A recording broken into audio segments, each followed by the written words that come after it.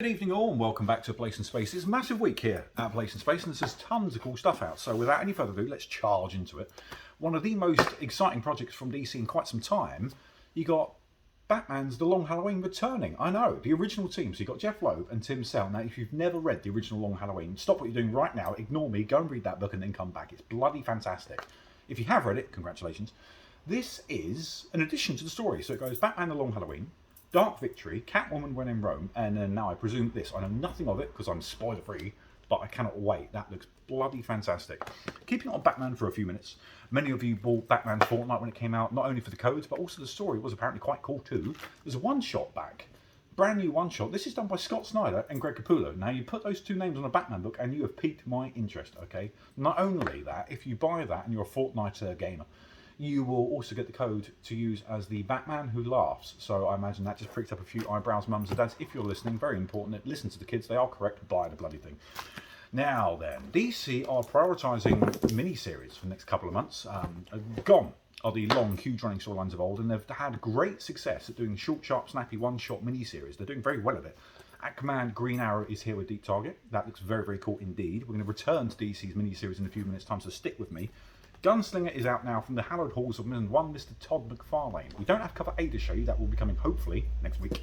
But here's cover B from Jason Sean Alexander. I love that. It's gritty, it's horrible. If you're a Jason Sean Alexander fan, keep those ears pricked. He'll be back in a minute. That's the Greg Capullo cover. Love that. He's very clean on that one, but very morose looking cowboys cover. Love it. And McFarlane himself. Chiming in, very cool, like it. Back to Mr. Jason Sean Alexander. This is, let me read it because I'll misquote it. Nina Horn's Nightmare blog. Okay, that ties in directly to Philadelphia with artwork by Jason Sean Alexander. Now, if you've been reading that, this will tie in directly. Okay, apparently the two series go in tandem, hand in hand. Let's go over to Disney for a second, or Mr. Star Wars. IG-88 has got the one shot out this week. If you've been following the War of the Bounty Hunters saga. That's going to go directly into Crimson Reign as well, right? So if you've been following that, don't breathe, because Star Wars is moving at a pace of rapidity right now we haven't seen in a while. Reckless is back. I will leave this for Greg to speak about tomorrow in far better ways than I can now. But all you need to know is... God, I've gone blank. That is Ed Brubaker and Sean Phillips. I should know that, Thomas. Slap. Crime noir with the best of them. I'm holding this up here because this is all new original comic content. It won't be done in comics. They're now publishing original graphic novels, which are gorgeous, and if you buy them quickly, they come signed. We like signed. Back to DC's miniseries. This looks really bloody cool. Task Force Zed. The trick is they're already dead. I like it. They've already lost, so they can't possibly go down any further. But it looks awesome. You've basically got a team of absolute villains doing the worst work they possibly can. They're already slaughtered, but for a chance back at life. Count me in, that looks awesome. You put Bane and Mr. Freeze and Man-Bat in a comic and kill them off on page one, I'm in. Keeping it on dead kind of miniseries, you've got Mr. James Tynion. You know that name, I know you do. He's now doing DC versus Vampires, which looks bloody fantastic. Mr. Schmidt's on the artwork for this one. Take a peek. You all bought Deceased, it went bloody loopy. That looks just as cool. I want. And Matthew Rosenberg is also on writing duties as well. It looks very cool. Let's go back to Tynion-esque for a second. He brings you House of Slaughter. Now this ties in directly to Something's Killing the Children and his Something's Killing the Children-esque Slaughterverse.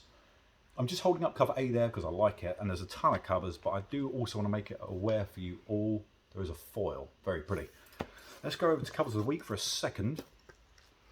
Oscar Vega did the beautiful Scarlet Witch cover last week on X-Force. I think it was X-Force, might be wrong, who knows. But that's out this week, and that's one Miss Emma Frost looking gorgeous. Rose Pesh is back in everyone's list this week because she's just chimed in the Wonder Woman black and gold cover, which is all kinds of divine. Like that, Rose, you're doing good work again. Very cool. David Arjar brings you a masterpiece of minimalism. When this man does low-key work, it's understated in a way that only he can. Love that. Mystique. Barely with 5 lines on the page, but looking fantastic. This is Bjorn Barons. Very much a key Spawn cover right now. I shall say no more because it might be a bit of a spoiler. Just pay particular attention to that image and you shall soon see why in an upcoming issue of Spawn. I'm a Poison Ivy pervert, frankly, so Derek Chew gets my vote this week. Thank you, Derek. Jenny Frischen, though, brings the talent and the class with possibly her first ever solo Harley Quinn cover. Maybe. Quote me if I'm wrong. But I like it. But I'm going to bring it back to one Mr. Tim Sale for a classic and almost instantly iconic headshot cover. When he does these well, and he has here, that's beautiful. So that's it for this week. I won't be in next week. I'll be off drinking somewhere. Greg's in now. He'll keep you covered and looked after. Catch you all in a little bit. Bye.